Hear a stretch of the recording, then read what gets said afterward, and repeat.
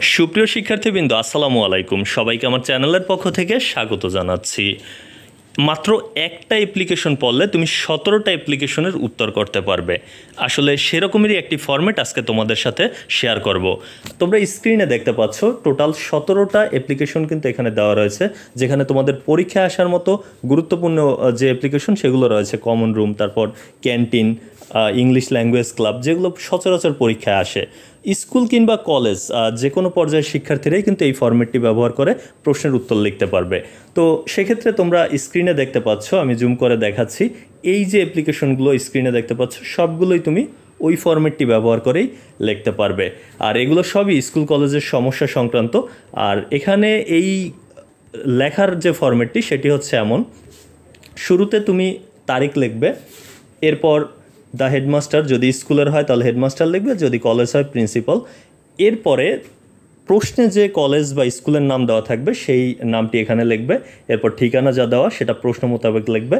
Subject, এরপর prayer ফরে, এই জায়গাটিতে তুমি যে কাজটি করবে ওই যে 17টি রয়েছে তার যেটি পরীক্ষা আসবে বা প্রশ্নে যেটি আসবে সেই নামটি এখানে লিখবে।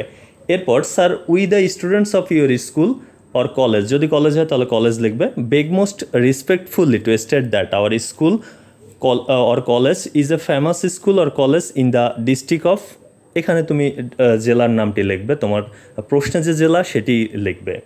But there is no any arrangement for, এই জায়গাটিতে আবার প্রশ্নের বিষয়টি লিখবে। In our school or college, college হলে কলেজ লিখবে।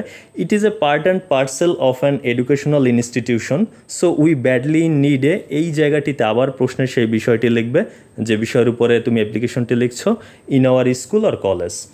এরপর যে বিষয়টি, we therefore request you to take necessary steps to arrange a, আবার এই প্রশ্নের বিষয়টি এই খালি ঘরে লিখবে, in the college or school and oblige there by.